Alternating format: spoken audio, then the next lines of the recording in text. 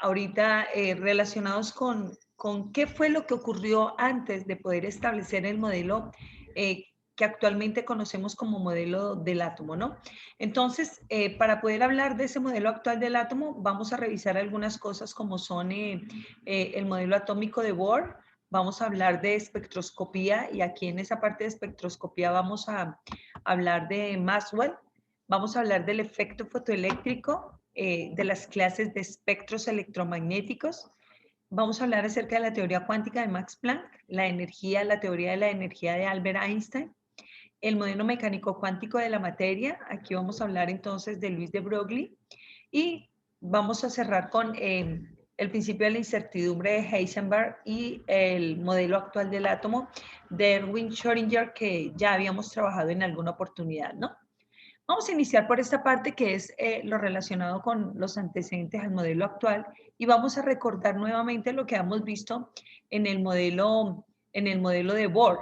Recordemos que cuando Bohr nos plantea su modelo atómico, él estaba trabajando con la parte de espectroscopía. Y ahí entonces, al hacer ese trabajo de observación de los espectros de luz, entonces él nos establece que el átomo debe presentar 7 niveles de energía, que es el lugar donde se pueden encontrar los electrones, ¿no? Además de eso, vamos a recordar que también Bohr nos decía que cuando se tiene un átomo y a ese átomo se le aplica una energía, entonces esa energía es absorbida por el electrón y el electrón se carga de energía y automáticamente salta al nivel siguiente. Entonces, el electrón absorbe la energía y cuando absorbe la energía salta al nivel siguiente y en el momento en que salta ese nivel, automáticamente libera la energía en forma de un fotón o de un paquete de luz, ¿no?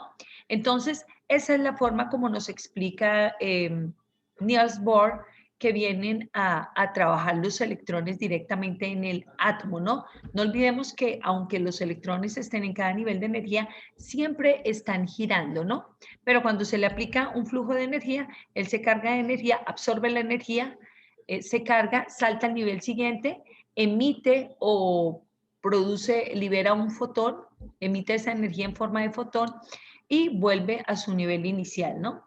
Y que prácticamente esto termina en el momento en que se acaba esa energía, se deja de aplicar la energía. Entonces aquí tenemos al electrón saltando al nivel siguiente, cuando absorbe la energía y cuando él emite la energía en forma de fotón y vuelve a su nivel inicial. Muy bien, entonces, eso es lo primero que debemos tener en cuenta para poder hablar antes de hablar del modelo actual del átomo, ¿no? Muy bien, entonces en este caso vamos a hacer énfasis en esta parte de la espectroscopía. Cuando hablamos de la espectroscopía, tenemos que decir que esta es una rama de la ciencia que nos estudia lo que es la absorción y la emisión de energía en forma de luz. Para eso se utiliza un aparato que se denomina el espectroscopio, ¿no? Muy bien. En este caso, encontramos a Maxwell en el año 1865 y ocurre que él nos plantea lo siguiente. Él nos dice, la luz es una onda electromagnética que puede propagarse en el vacío, ¿no? Entonces, esto lo hace para poder explicar, por ejemplo, cómo se forma un espectro de luz, por ejemplo, como el arco iris, ¿no? Esa es como una de las cosas que permite a Maxwell establecer este principio, ¿no? Entonces, primero, decir que la luz no es un rayo, o sea, no es un rayo directo, no. La luz es una onda electromagnética que se puede propagar en el vacío.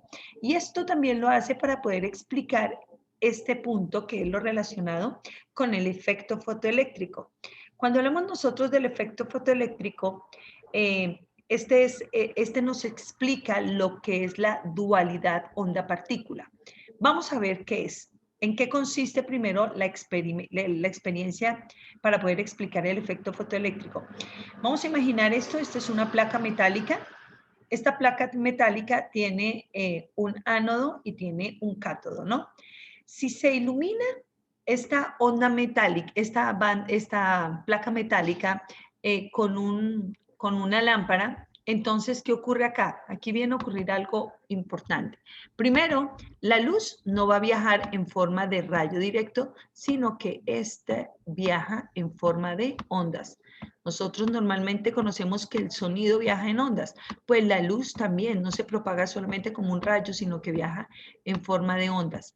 Muy bien, cuando ese rayo de luz incide en esta parte del ánodo, entonces el ánodo empieza a emitir unas partículas y en ese caso estas partículas que se empiezan a desprender vienen a ser estas partículas que nosotros conocemos como los electrones.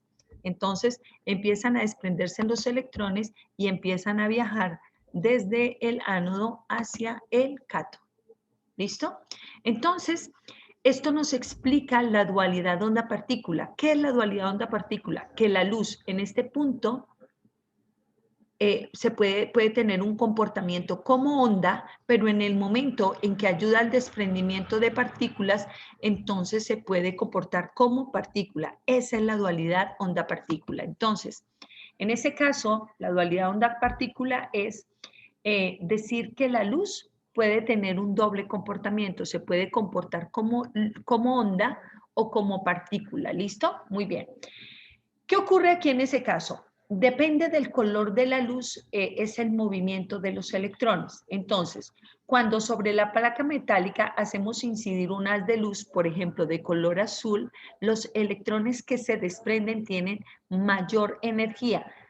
¿Listo? Estos electrones tienen muchísima energía, pero si yo emito una luz, por ejemplo, de color rojo, que tiene menor longitud de onda, entonces los electrones que se desprenden tienen menor energía. ¿Listo? Entonces, siempre los electrones se desprenden después de ser estimulados por la luz. Entonces, esto es lo que nosotros conocemos como la dualidad onda-partícula. ¿Listo?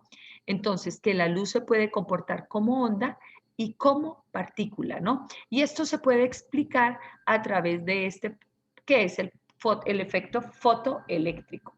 Muy bien. ¿Profe? Sí, señor, cuéntame. Muy bien, entonces esto es otro de los antecedentes al modelo actual del átomo. Bien, vamos entonces a ver otro y es lo relacionado. Aquí vamos a ver entonces, cuando hablamos de la luz roja tiene baja frecuencia, muy bien, y no hay efecto como tal. Cuando hablamos de la luz ultravioleta, entonces si hablamos de una que es poco intensa, extrae unos pocos electrones, pero si la luz ultravioleta es muy intensa, extrae bastantes electrones.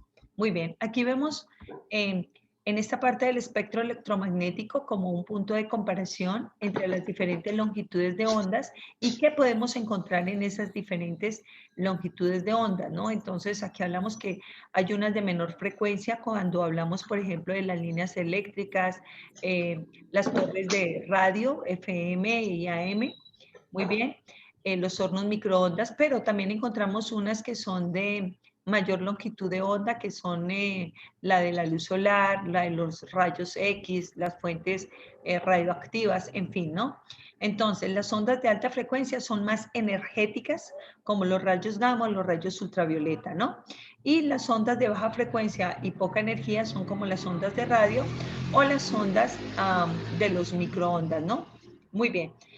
La luz se puede presentar en diferentes frecuencias, ¿no? En hertz, en lambda o en angstrom como tal, ¿no? Entonces aquí vienen diferentes unidades de medida en ese caso. Muy bien. Si nosotros hablamos un momento, aquí entonces vamos a empezar nosotros a hablar acerca de las clases de espectros. Los espectros electromagnéticos son de dos clases, un espectro de absorción y un espectro de emisión. En este caso vamos a hablar del espectro de absorción. Un espectro de absorción es, por ejemplo, cuando nosotros hablamos del arco iris. El arco iris que nosotros vemos es un espectro de absorción. ¿Qué ocurre en el espectro de absorción? Nosotros tenemos normalmente una fuente luminosa. Esa fuente luminosa emite un rayo de luz blanca que es absorbido por una fuente, ¿no? Aquí hablamos de una sustancia que absorbe la luz como tal. Esa sustancia la absorbe y luego la emite, y en el momento en que la emite y esa luz blanca atraviesa un prisma, esta luz blanca en el momento en que atravesó el prisma, sufre una descomposición, es decir, se forma esto que es lo que nosotros conocemos como un espectro de luz. El espectro de luz, entonces, es lo que nos permite entender cómo están organizados los electrones alrededor del núcleo. Esto fue lo que observó Bohr y nos permitió establecer que habían 7 niveles de energía. ¿Por qué razón? Porque si ustedes recuerdan el arco iris nosotros sabemos que tiene 7 colores y eso corresponde a lo que más adelante Bohr utilizó para poder establecer los 7 niveles de energía. Entonces, basándose en ese estudio de la espectroscopía fue que él planteó su modelo atómico. Aquí encontramos otro tipo de espectro que es un espectro de emisión. En este caso, si nosotros vemos el espectro de emisión, aquí tenemos una sustancia incandescente, es decir, no hay ninguna fuente luminosa como lo teníamos en este caso. Aquí hay una fuente que nos produce la luz. En este caso, en el espectro de emisión, no, la sustancia es incandescente, produce ese rayo de luz que cuando atraviesa el prisma automáticamente se descompone formando el espectro. Y aquí miren la diferencia que hay entre el espectro. Aquí ya vemos unas líneas muy definidas que nos permiten identificar cuál es la longitud de onda de cada una de ellas y esto es lo que generalmente se utiliza para poder identificar el tipo de sustancia de la cual se está trabajando, ¿no? Se dice que los espectros vienen a ser como la huella digital, como la huella de las sustancias, ¿no? Entonces, cuando van a analizar una sustancia, la someten a este ejercicio de, bueno, a un análisis de espectroscopía y aquí entonces se puede identificar qué tipo de sustancia es, ¿no? Esta parte de los espectros nos permite establecer las relaciones que hay entre la luz y la estructura interna de la materia, ¿no? Entonces aquí vamos a ver esa comparación entre lo que es el espectro de absorción, vean, la fuente de luz, la muestra que absorbe esa luz y luego la emite. Aquí tendríamos el prisma. Cuando hablamos nosotros del arco iris, no olvidemos que cuando lo que viene a ser el papel de prisma son las gotas de agua que se van a encontrar en esos momentos para poder generar el arco iris. Es decir, cada gota de agua viene a actuar como un prisma que es la que va a realizar el proceso de descomposición de ese rayo de luz blanca y generaría ese espectro que nosotros conocemos como el arco iris, ¿no? Muy bien, esto es un espectro de absorción. Y cuando hablamos del espectro de emisión, aquí tenemos simplemente la muestra, no hay fuente luminosa, tenemos el prisma como tal y vean cómo se observa el espectro. No olviden que, por ejemplo, cuando ven ustedes el arco iris, siempre ven un degradé de colores, no ven dónde termina un color y dónde empieza el otro, siempre se ve como un degradé de colores. Muy bien. Bueno, otra parte que fue importante antes de establecer el modelo actual del átomo fue la teoría cuántica de Max Planck.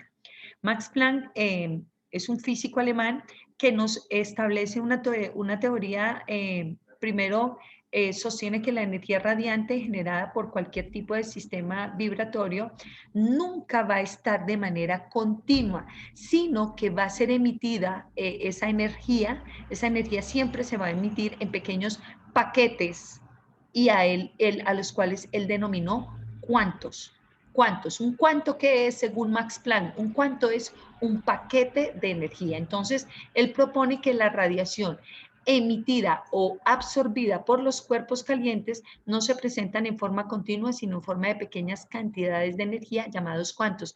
Todo atendiendo a qué? A lo que nos explicaba Bohr cuando explicaba que los electrones subían y bajaban en los niveles de energía. Entonces, la radiación como tal no es continua, sino que viaja en paquetes debido a eso, al salto de los electrones en los niveles de energía, y a esos paquetes de energía fue a los que él llamó cuantos de energía, ¿no? Muy bien. En ese caso, Max Planck nos plantea su famosísima ecuación que es energía es igual a H por F. E viene a ser la energía y H va a ser la constante de Planck que tiene dos valores. Uno, 6,626 por 10 a la menos 34 joules por segundo o 6,626 por 10 a la menos 27 ergios por segundo, ¿no? Y F, que viene a ser la frecuencia. Entonces, la ecuación de Planck es energía es igual a la constante de Planck por la frecuencia. ¿Listo? Muy bien. Pero si nosotros vamos a recordar a qué equivale la frecuencia siempre va a ser igual a C. C viene a ser la velocidad de la luz sobre lambda. Y lambda es la longitud de onda. Entonces, si nosotros reemplazamos esta ecuación en esta primera, es decir, reemplazamos a la frecuencia en esta ecuación, pues nuestra ecuación de energía nos quedaría. Energía sería igual a la constante de Planck por la velocidad de la luz sobre lambda. Muy bien. Vamos a realizar un ejercicio en este caso para poder aplicar este tipo de ecuación, ¿no? Entonces nos dice, calcule la energía en joules de un fotón con una longitud de onda igual a 5 por 10 a la 4 nanómetros. Entonces, vamos a iniciar sacando los datos. ¿Qué datos nos dan? Primero que todo, lo que nos piden hallar es la energía. Entonces, tenemos que hallar la energía, pero la energía la tenemos que dar en joules. Muy bien. No olviden a qué equivale un joules. Un joules es kilogramo, metro al cuadrado, sobre segundo al cuadrado. ¿Listo? Voy a colocarle aquí el cuadrado. Bien, aquí va el cuadrado. Muy bien, metro al cuadrado sobre segundo al cuadrado. Listo, muy bien. Entonces, a eso equivale un joules, para que lo tengamos presente. Muy bien. Ahora sí, ¿qué otra cosa nos dan en el ejercicio? Entonces, aquí en el ejercicio nos dicen también que tenemos la longitud de onda del fotón. Entonces, en ese caso, la longitud de onda, ¿a qué va a ser igual? Va a ser igual a 5,00 por 10 a la 4 nanómetros. Muy bien, vamos a colocarle aquí a la 4 el exponente. Muy bien, listo, muy bien. En este caso, entonces, bien, si nosotros vamos a aplicar esta fórmula, energía es igual a H por C sobre lambda, ya sabemos que la constante de Planck, entonces el valor de H, el valor de H en joules, que es la que necesitamos, es igual a 6,626 por 10 a la menos 34 joules por segundo. Importantísimo esto, ¿no? Aquí, 6,626 por 10 a la menos 34 joules por segundo. Muy bien. Y tenemos que recordar también cuál es el valor de la velocidad de la luz. Entonces vamos a recordar que la velocidad de la luz C va a ser igual a 300.000 kilómetros por segundo. Listo, esa es la velocidad de la luz. Entonces, teniendo en cuenta esto, bien, vamos a analizar la situación. Tenemos que dar la energía y la energía la tenemos que dar en joules. Bien, pero tenemos una situación. Vean que la longitud de onda está en nanómetros y la velocidad está en kilómetros por segundo. Quiere decir que estos nanómetros tenemos que pasarlos a metros para que nos coincida con los joules, y esta velocidad de la luz, que está en kilómetros, también tenemos que pasarla a metros. Entonces vamos a iniciar haciendo ese proceso de conversión. Entonces aquí lo que vamos a hacer es lo que ya hemos aprendido. Hacemos el factor de conversión y vamos a establecer, primero que todo, el valor de un nanómetro en metros. Entonces sabemos que un nanómetro tiene 10 a la menos 9 metros. Entonces voy a colocar, como nanómetros está en el numerador, lo voy a colocar en el denominador, un nanómetro. Y aquí vamos a decir que tiene 10 a la menos 9, 1 por 10 a la menos 9 metros. Muy bien. Menos 9 metros. Listo. Muy bien. Y entonces esto nos daría como resultado, esto va a ser igual a 5 por 10 a la menos 5 metros. Por 10 a la menos 5 metros. Bien, listo. Ahora sí. Vamos a trabajar entonces, ahora vamos a pasar, bueno, la constante la vamos a dejar igual, pero estos kilómetros por segundo que tenemos acá en la velocidad de la luz, estos kilómetros los vamos a pasar a metros por segundo. Entonces, ya sabemos, un kilómetro tiene 1000 metros. Entonces vamos a colocar aquí 1000 metros, listo. Cancelamos kilómetros. Aquí olvidé, cancelamos nanómetros para que nos quedaran metros, ¿no?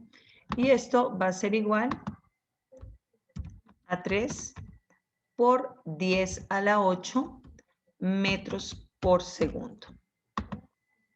Bien, y aquí ya tenemos ya nuestras unidades iguales, ¿no? Todo en metros porque tenemos que saber que los joules equivalen a kilogramos metro cuadrado por segundo cuadrado. Ahora sí, vamos a aplicar nuestra fórmula.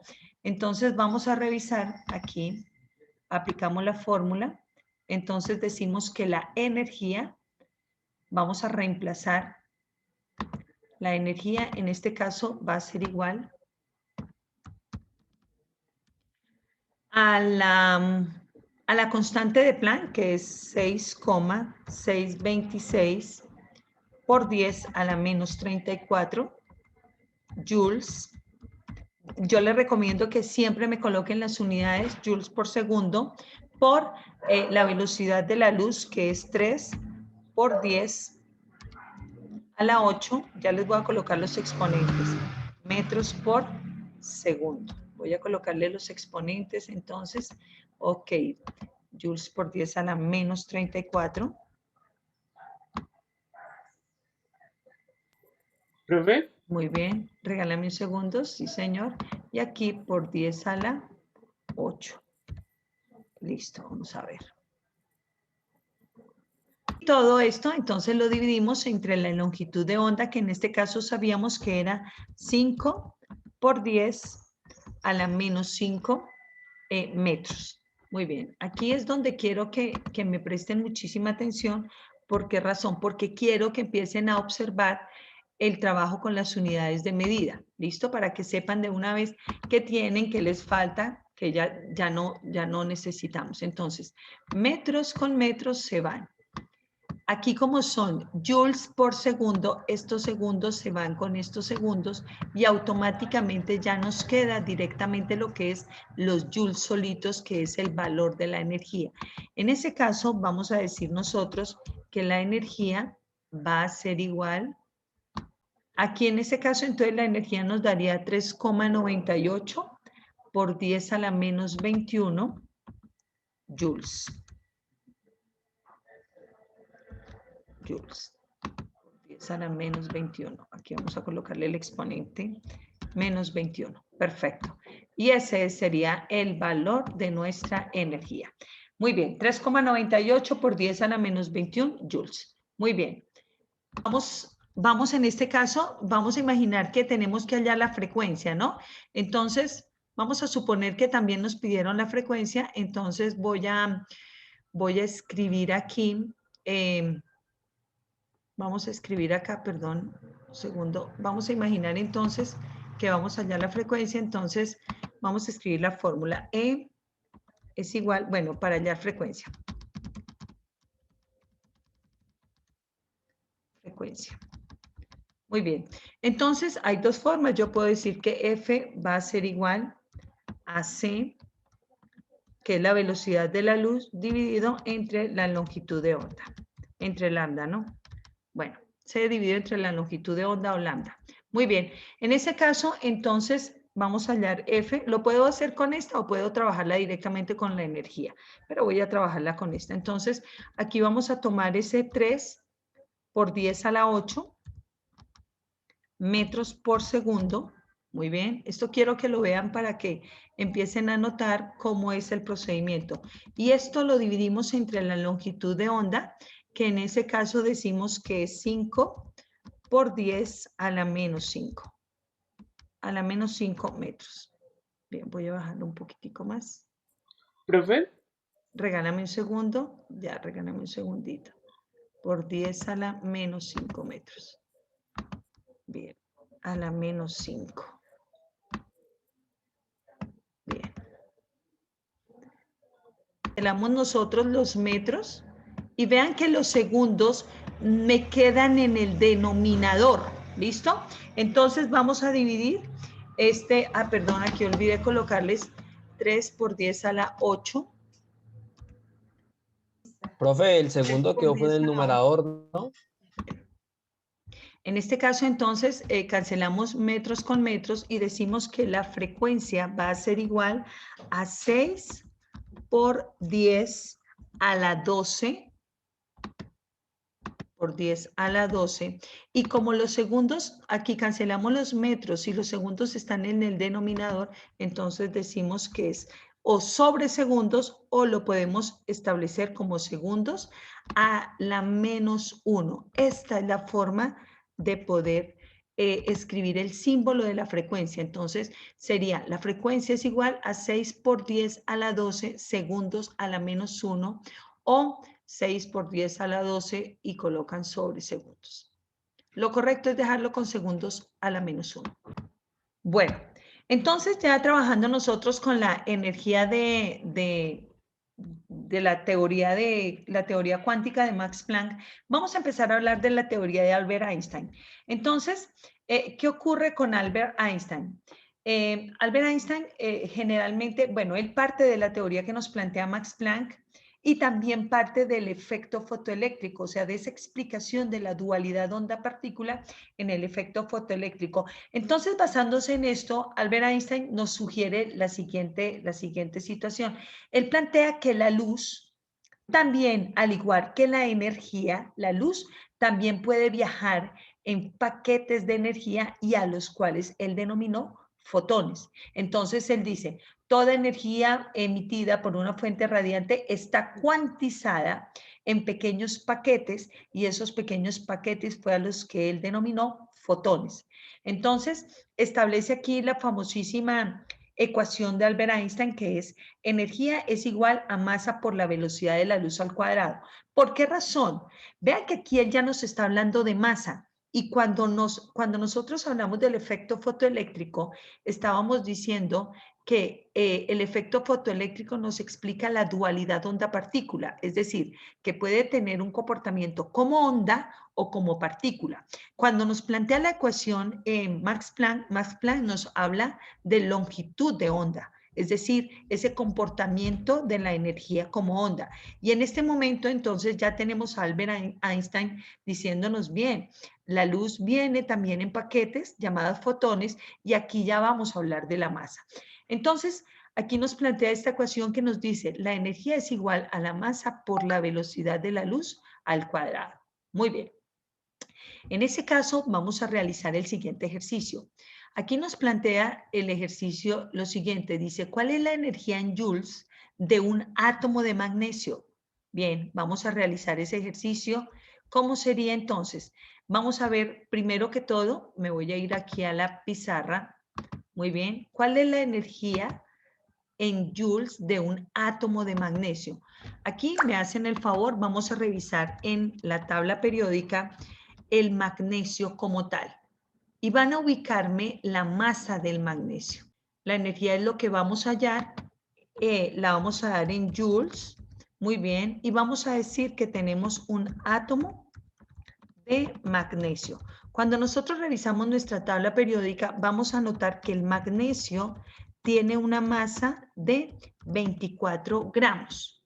Esa es la masa del magnesio según nuestra tabla periódica. Y cuando nosotros hablamos del número Avogadro, decíamos, claro, esos 24 gramos, ¿a cuántos átomos equivale? Equivale a 6,023 por 10 a la 23 átomos. No es de un átomo, esa no es la masa de un átomo, es de todos estos átomos.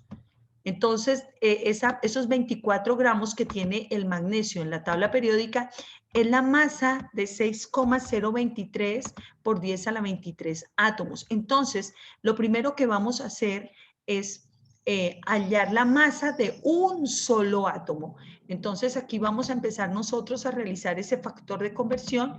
Entonces, vamos a iniciar diciendo que tenemos un átomo de magnesio, y en ese caso vamos a multiplicar ese átomo de magnesio por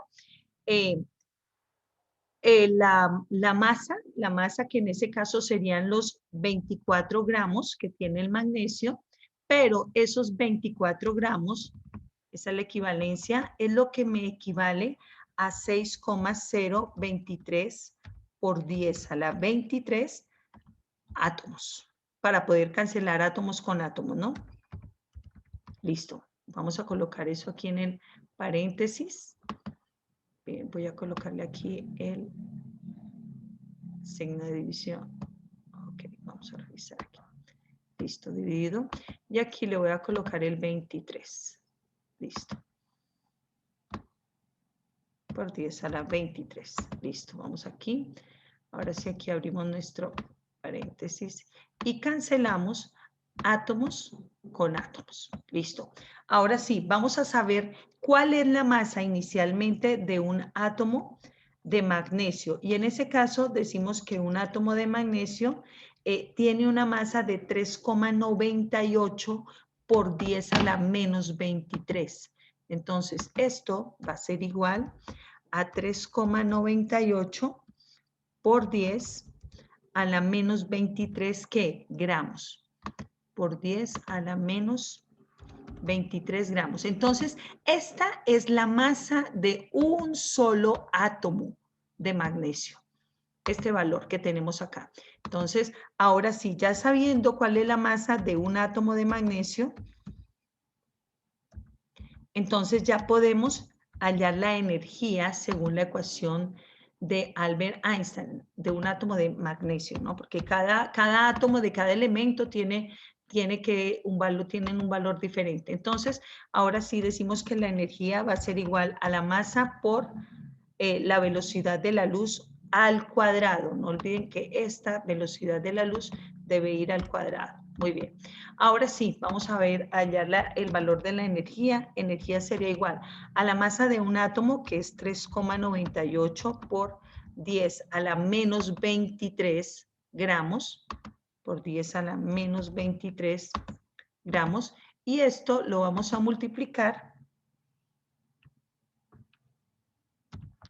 por la velocidad de la luz, que en ese caso ya sabemos nosotros que es 3 por 10 a la 8 metros por segundo. Pero no olviden que esa velocidad de la luz debe ir al cuadrado. Entonces, esa parte también es importante. 3 por 10 a la 8. Muy bien. Y esto lo elevamos todo al cuadrado.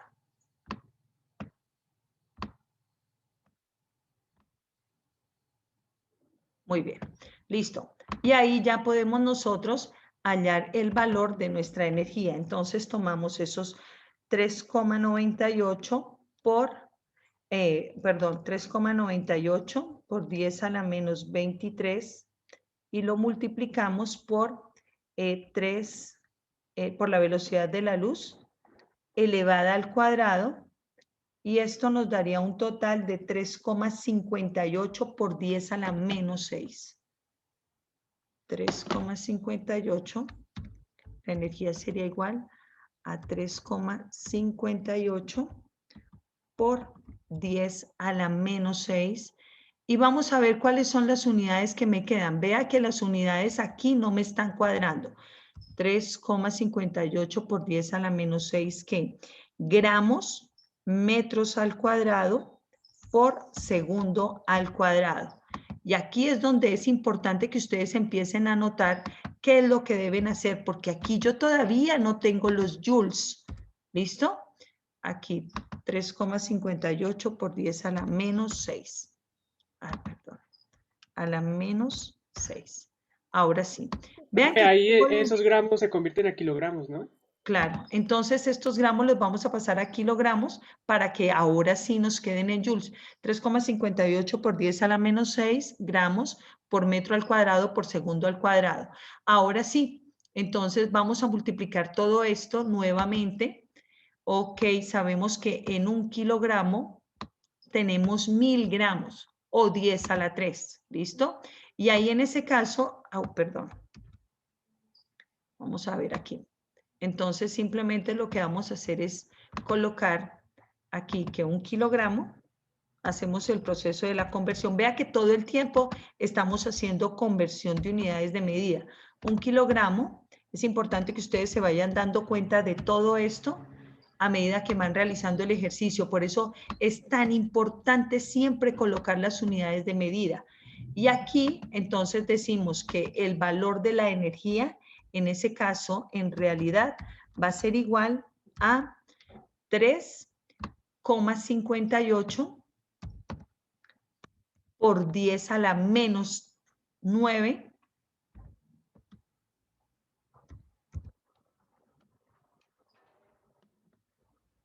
3,58 por 10 a la menos 9 joules, que son kilogramos metro cuadrado por segundo al cuadrado o joules. Listo. Y esa es la forma en que nosotros desarrollamos este tipo de ejercicio. Teniendo en cuenta esta teoría, ya podemos hablar nosotros de uno que prácticamente nos une las dos, pero aquí vamos a prestar atención al modelo mecánico cuántico de la materia de Luis de Broglie.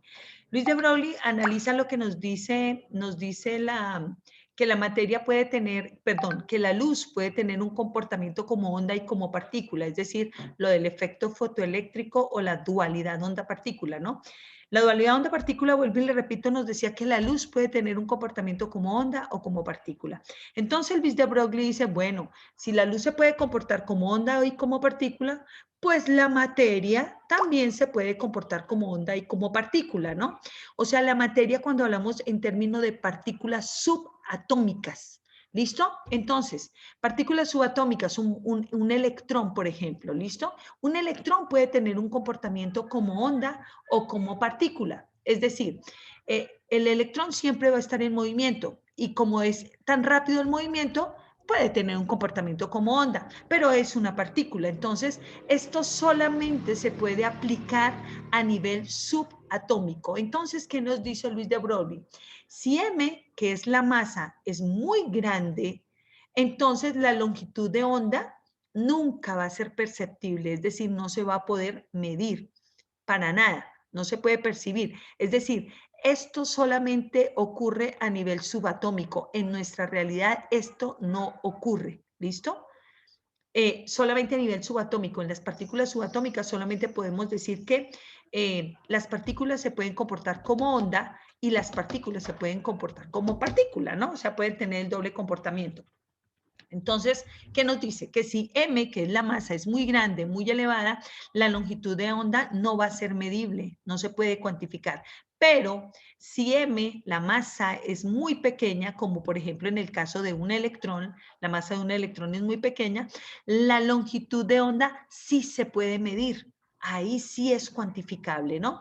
Entonces, esto solamente se puede aplicar a nivel subatómico y aquí en este modelo mecánico cuántico de la materia de Luis de Broglie, él nos plantea la ecuación y él nos dice, pues sencillo, la longitud de onda de una partícula subatómica va a ser igual a h, que es la constante de Planck, que ya la habíamos visto, 6,626 por 10 a la menos 34 joules por segundo, o 6,626 por 10 a la menos 27 ergios por segundo, dividido entre la masa de la partícula por la velocidad.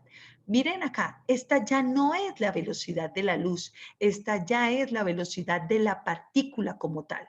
Yo puedo decir, no, tengo una partícula no sé, de magnesio, por ejemplo. Entonces, un átomo de magnesio o un fotón. Entonces, ¿cuál es la velocidad de ese fotón? Entonces, aquí vamos a citar este ejemplo. Dice, ¿cuál será la velocidad?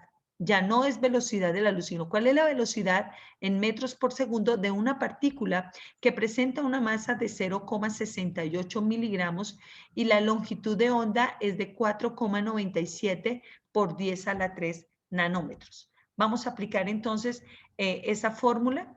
Aquí tenemos, bueno, aquí ya lo había desarrollado. Muy bien. Bien, vámonos aquí a hacerlo, ¿listo? Bien. Entonces vamos a sacar los datos. Primero nos vamos a hallar cuál es la velocidad de la partícula. Voy a ir a la pizarra. Bien, entonces decimos, voy a borrar esto de acá. Bien. Entonces lo que nos pide hallar es cuál es la velocidad en metros por segundo. Esto lo vamos a hallar. Muy bien, en metros por segundo. ¿Cuál es la velocidad de una partícula cuya longitud de onda va a ser igual a 4,97 por 10 a la 3 nanómetros? 4,97. Velocidad es igual a, en metros por segundo, metros por segundo de una partícula que tiene una longitud de onda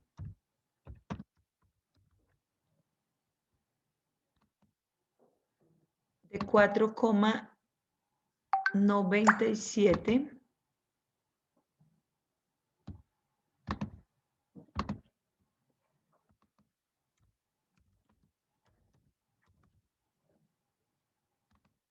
4,97 por 10 a la 3 nanómetros. Ay, perdí otra vez la pizarra. Por 10 a la 3 nanómetros.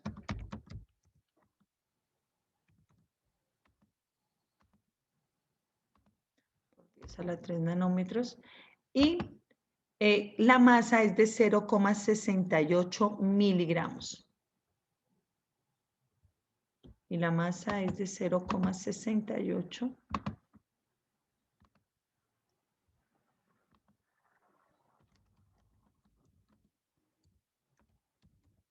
miligramos. Listo, muy bien. Entonces, vamos a aplicar la fórmula planteada por Luis de Broglie. Luis de Broglie nos dice que lambda o la longitud de onda, bueno, lo voy a representar de esta manera. La longitud de onda va a ser igual a la constante de Planck, a h sobre la masa por la velocidad de la partícula, por v. Bien, entonces esta es nuestra ecuación. H, que es la constante de Planck, dividido entre la masa por la velocidad. Vamos a ver, aquí ¿qué nos dice? Nos dice, hey, lo que vamos a hallar es la velocidad. Entonces, como esto está dividiendo, es sencillo. Simplemente esta sube y esta, que es lambda, va a bajar a dividir. ¿Listo? La velocidad sube para poder despejar la fórmula y lambda va a bajar. Bien, listo. Entonces vamos a decir que la velocidad, en este caso, velocidad, ¿a qué va a ser igual? La velocidad va a ser igual a la constante de Planck, igual nos queda de la misma manera, dividido entre la masa por la longitud de onda, por lambda. Muy bien. Listo, muy bien. Aquí en este caso, entonces, vamos a reemplazar en nuestra fórmula, pero vuelve y juega. No olviden ustedes que esa constante de Planck está en joules por segundo. Entonces, si yo voy a hablar de la constante de Planck, H, decimos que H va a ser igual a 6,626 por 10 a la menos 34 joules por segundo. ¿Listo? Entonces, en ese orden de ideas, si yo tengo joules, tengo que hacer la conversión de las otras unidades a metros, porque joules es kilogramo, metro cuadrado por segundo cuadrado. Esta longitud de onda la voy a pasar a metros y estos miligramos tenemos que pasarlos a gramos. Entonces, de una vez vamos a hacer este procedimiento. ¿Listo? Vamos a pasar estos miligramos a gramos. Regálame un segundo, por favor.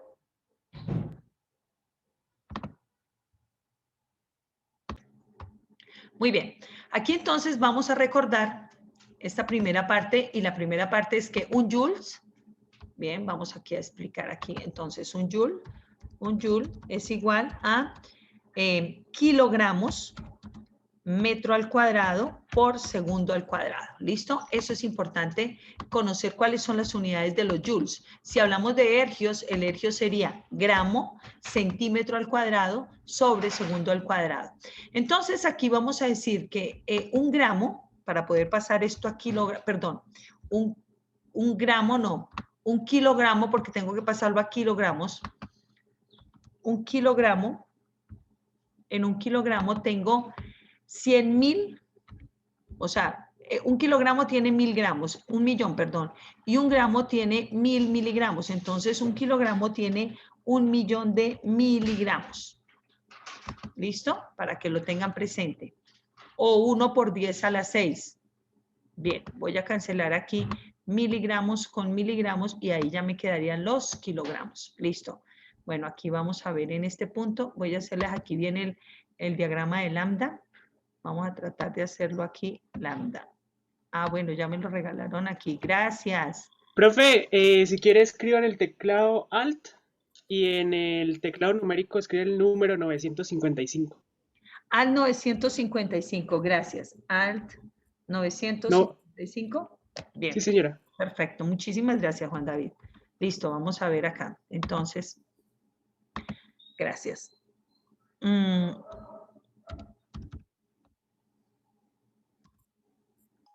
no sé. O sea, mantiene pulsado Alt y escribe ese número. Perfecto, vamos a ver. Pero con el teclado numérico. Ah, bueno, sí, ya regálame entonces ahorita un segundo. Bueno, voy a arrancar aquí en esta parte. Gracias, Juan David. Ya voy a terminar de aquí a hacer este procedimiento. Entonces, vamos a pasar estos nanómetros a metros. ¿Listo? Entonces, ya sabemos que un metro, un metro tiene 10 a la 9 nanómetros. Entonces, aquí voy a pasar, voy a decir que un metro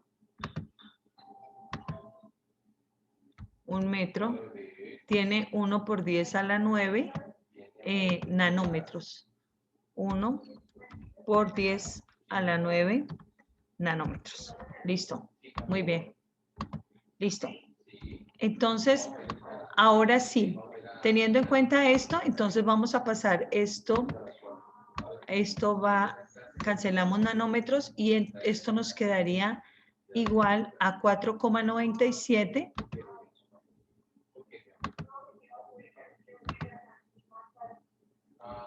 igual a 4,97 por 10 menos 9 más 3. Esto nos daría a la menos 6. A la menos 6. A la menos 6 metros como tal. Menos 6 metros. Perfecto. Listo, vamos a ver. Ese sería el valor aquí. En este caso, entonces, si decimos que tenemos aquí 0,68, esto sería 0,68 por 10 a la menos 6, a la menos 6 kilogramos. Muy bien. Y aquí ya tenemos entonces las unidades completas, ¿no? Bien. Vamos a reemplazar entonces aquí en la fórmula la velocidad. ¿A qué sería igual? A la constante de Planck, que decimos que es 6,626 por 10 a la menos 34 joules. Bueno, aquí en este caso voy a colocar las unidades kilogramos, metro al cuadrado, por segundo al cuadrado, por segundo. Este punto es fundamental. No olviden que la constante de Planck siempre va en joules por segundo. ¿Listo? Muy bien. Profe, una pregunta. Y la constante de Planck entre la masa que nos dio, y en este caso decimos que la masa que tenemos es de 0,68 por 10 a la menos 6 kilogramos, o de pronto les dio 6,8 por 10 a la menos 7. Bien, cualquiera de las dos es correcta. 0,68 por 10 a la menos 6 kilogramos. Por 10 a la menos 6 kilogramos. Y esto lo multiplicamos por la longitud de onda, que en ese caso tendríamos que es 4,97 por 10 a la menos 6 metros. A la menos 6. Muy bien. Listo. Y ahora sí es donde vamos a empezar a revisar las unidades de medida, que esto me parece que es fundamental que lo tengan presente. Vamos a revisar entonces. Muy bien, ¿qué vamos a cancelar? Entonces aquí vemos kilogramo y kilogramo, chao, se van. Listo. Estos metros de acá se van con 1 metro de acá. ¿Listo? Con 1 de acá. Y un segundo de acá se va con este segundo que tenemos acá. ¿Listo? Y entonces, ¿qué me quedaron? Metros dividido entre segundos. Esa es la forma de poderlo trabajar. Entonces, vamos a decir que la velocidad de esa partícula, la velocidad de la partícula va a ser igual a 1,96 por 10 a la menos 22 metros por segundo. Por 10 a la menos 22. Profe, yo tomé todo así como está. Entonces, de esta manera Listo, nosotros profe, lo podemos hallar que... el valor de la velocidad de la partícula como tal. Bueno, entonces, el modelo mecánico cuántico de Luis de Broglie, entonces nos ayuda también con esa otra parte de los antecedentes al modelo actual del átomo, ¿no? Aquí encontramos a Werner Heisenberg. Heisenberg nos dice parte también del modelo de Bohr, donde nos dice que Bohr nos establece que dice que es posible saber la posición exacta de un electrón y el movimiento del electrón, ¿no? Pero cuando Heisenberg empieza a analizar este planteamiento de Bohr, él dice, es imposible saber cuál es la posición exacta de un electrón y su movimiento en un momento determinado. ¿Por qué razón? Porque siempre va a haber fuerzas externas que van a cambiarle la posición. Siempre va a haber algunos factores externos que le van a cambiar la posición del electrón. Entonces, ¿cómo lo plantea él? Él dice que es imposible, por eso se le llama el principio de la incertidumbre, es imposible saber la posición exacta y el movimiento de un electrón en un momento determinado.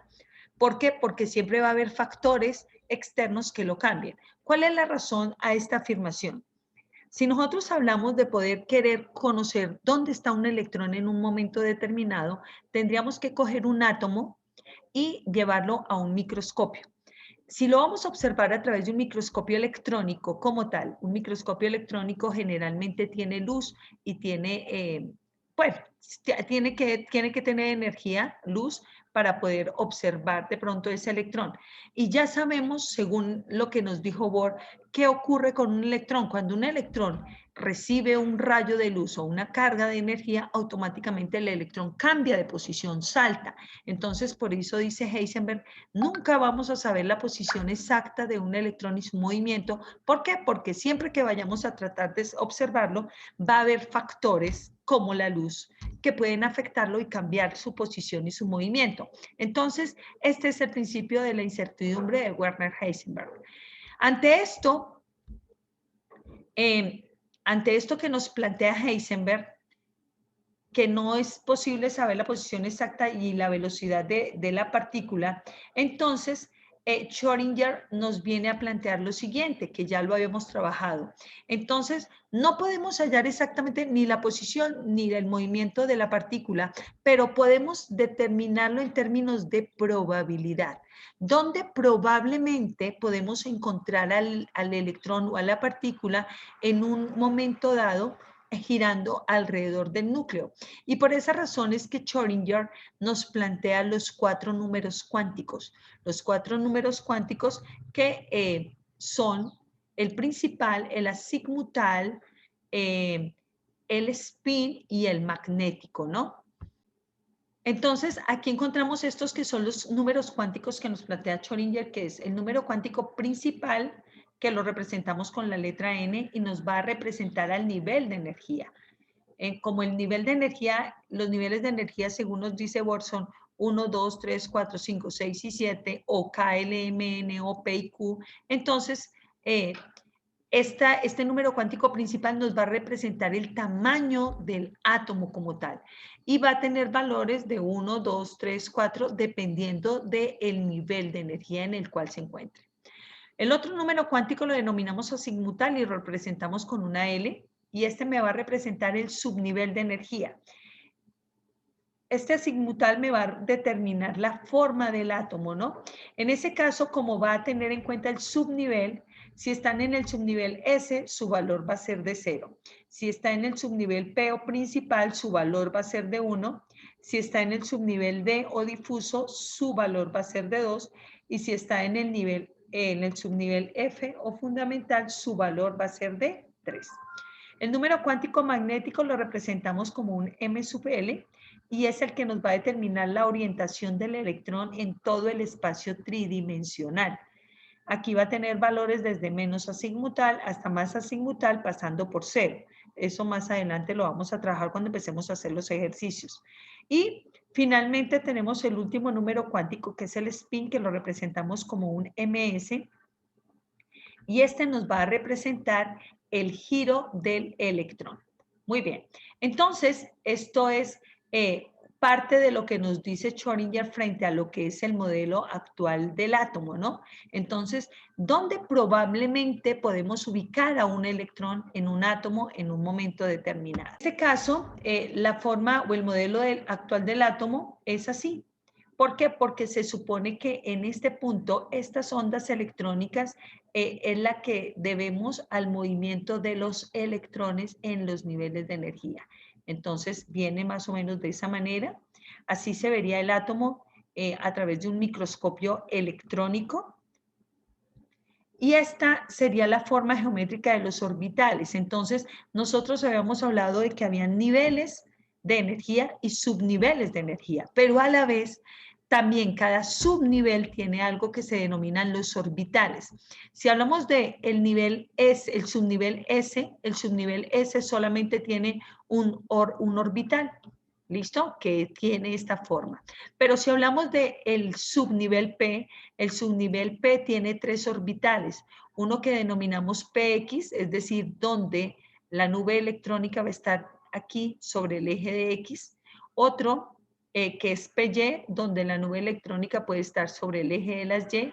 Y este que es la nube PZ, donde la nube va a estar en el eje de los Z, ¿no? Esta posición es muy diferente a lo que ustedes conocen del plano cartesiano, porque aquí el plano es un plano tridimensional. Si hablamos de del subnivel D, el subnivel D tiene 5 orbitales, 1, 2, 3, 4 y 5. Y de esta manera van a estar ubicadas las nubes electrónicas. Y en el subnivel F hay 7 orbitales, 1, 2, 3, 4, 5, 6 y 7. Y los orbitales vienen a estar ubicados de esta manera. Muy bien. Y aquí viene, esta es la forma geométrica que debe presentar un átomo. Un átomo que tiene aquí un nivel 1, aquí sería el nivel 2, y este sería el nivel 2, pero con los orbitales P, PX, PY y PZ. Muy bien. Y todo esto, ya hablando ya del modelo actual del átomo, esto nos va a servir para poder establecer nosotros lo que nosotros conocemos como la configuración electrónica. La configuración electrónica, basándose en el modelo de Schrödinger, nos permite identificar la posición o la distribución, más bien, la distribución de los electrones en cada nivel de energía. Muy bien.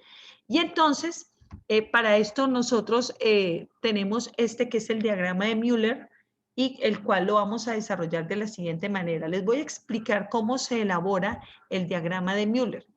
El diagrama de Müller se puede elaborar de la siguiente forma. Vamos a ver. Primero que todo vamos a tener en cuenta los niveles de energía. Según Bohr, los niveles de energía son el nivel 1, el nivel 2, el nivel 3, el nivel 4, el nivel 5, el nivel 6 y el nivel 7. Esta es la forma como ustedes pueden elaborar el diagrama de Müller. ¿Listo? Entonces tenemos los 7 niveles de energía. Muy bien. En cada nivel de energía tenemos unos subniveles. Entonces, todos tienen el primer subnivel. ¿Cuál es el primer subnivel? Los subniveles son S, P, D y F. Entonces, todos tienen el subnivel S, que tiene 2 electrones. El 2 también tiene el subnivel S, que tiene 2 electrones. El nivel 3 tiene el subnivel S que tiene 2 electrones. El nivel 4 tiene el subnivel S que tiene 2 electrones. El nivel 5 tiene el subnivel S con 2 electrones. El nivel 6 tiene el subnivel S que tiene 2 electrones. Y 7 también tiene el subnivel S que tiene 2 electrones. Entonces, todos tienen el subnivel S, pero subnivel P con 6 electrones, no lo tiene el 1 no lo tiene, entonces vamos a iniciar en 2. Entonces decimos que acá, en el caso del 2, decimos que 2 tiene el subnivel P con 6 electrones. Luego encontramos a 3 que también tiene el subnivel P con 6 electrones. También encontramos a 4 que tiene el subnivel P con 6 electrones. Esta es la forma como deben aprender ustedes a hacer el diagrama de Müller, para que no se vayan a equivocar. El nivel 5 también tiene a P con 6 electrones y el nivel 6 también tiene a P con 6 electrones y el nivel 7 también tiene a P con 6 electrones. Listo, muy bien.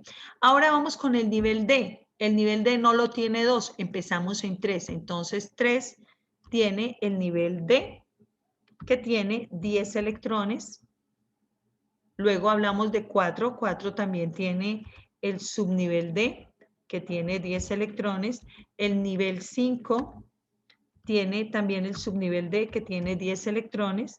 El nivel 6 también tiene AD, que tiene 10 electrones, y el nivel 7 también tiene AD, que tiene 10 electrones. Muy bien, y F, el subnivel F empieza en 4, 3 ya no lo tiene, entonces decimos que 4 tiene a F, uy, se me quedó muy lejitos.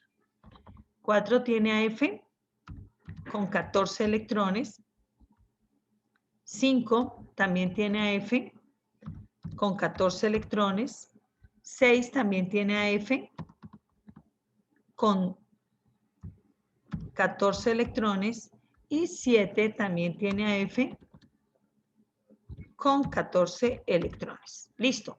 Y aquí entonces ya nosotros podemos empezar a trabajar con las líneas. Ay, me quedaron todos juntos. Bueno, con las líneas para poder hablar nosotros de este famosísimo diagrama de Müller. Entonces, donde nosotros empezamos, salimos de 1, pasamos a 2, de 2 pasamos a 3S2, bueno, en fin.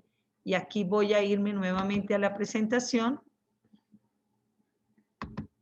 para poder ver nosotros nuestro diagrama de Müller. Muy bien.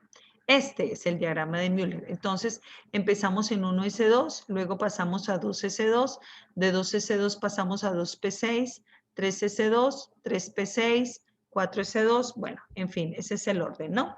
Vamos a empezar entonces aquí a hacer la distribución electrónica de un primer elemento como lo es el sodio. Vamos a iniciar acá. Bien, vamos a recordar, el sodio tiene como símbolo Na. Me hacen el favor y van a revisar su tabla periódica. Siempre la configuración electrónica la vamos a trabajar teniendo en cuenta el número atómico del elemento. Muy bien, si hablamos del sodio y revisamos cuál es el número atómico del sodio, decimos que el número atómico va a ser igual a 11, exactamente. El número atómico es igual a 11. Muy bien. Como el número atómico es 11, entonces vamos a empezar a hacer la distribución electrónica de él, teniendo en cuenta esta secuencia. Entonces vamos a empezar. Yo digo, ok, la distribución electrónica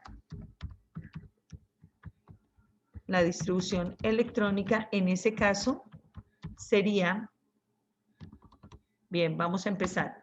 1S2, empezamos aquí y luego subimos acá. ¿Listo? 1S2, luego tenemos el siguiente, 2S2, 2S2. Después de 2S2, nosotros subimos, acá, después de este 2S2, subimos y empezamos aquí, acá, 2P6, entonces aquí seguiría después de 2S2, diríamos nosotros que seguimos con 2P6. y después de 2P6 seguiríamos con el que sigue, que sería 3S2. Pero aquí viene la situación. Exactamente, yo no puedo colocar 2. ¿Por qué razón? Porque aquí vamos a revisar algo. Aquí sería 3S y ahorita vamos a colocarle el número. ¿Listo? Espérenme un segundo. Muy bien. ¿Qué ocurre? Aquí tengo que tener en cuenta, por ejemplo, este valor que yo tengo acá, bueno, vamos a escribirlo aquí grandecito. Voy a tomarlo acá de esta manera. Cuando vamos a hablar de esto, yo voy a decir, muy bien, si tengo, por ejemplo, 2P6, supongamos que tenemos 2P6. En ese caso, el 2 que me va a representar, el 2 me va a representar, esto me va a identificar el nivel de energía. Esto es lo que nosotros conocemos, eso me va a identificar lo que nosotros conocemos como el nivel de energía. Muy bien. El P que me va a identificar, el P me identifica en este caso el subnivel de energía. Este es el subnivel de energía. Y el número pequeñito que viene aquí como exponente, esto me va a identificar el número de electrones. Este es el número de electrones. Bien, entonces aquí, teniendo en cuenta todo esto, este que está acá es el número de electrones y esta P es el subnivel de energía y este 2 me identifica el nivel de energía. Listo. Entonces, teniendo en cuenta eso, yo tengo que sumar los electrones. Entonces voy a sumar este 2 más este 2 me darían 2 y 2, 4, más este 6 me darían 10 y tengo que llegar a completar el número 11. El número que me da acá me debe dar 11. Entonces, por esa razón es que a este S yo no le puedo poner 2. ¿Qué le voy a poner? 1. Muy bien, porque tengo 2 y 2, 4 y 6, 10, más 1, 11. Entonces, ahí ya tengo este número que va a ser igual a Z. Muy bien. Y esa es la distribución electrónica del sodio. 1S2, 2S2, 2P6, 3S1. Y esa es la configuración electrónica o la distribución electrónica del sodio.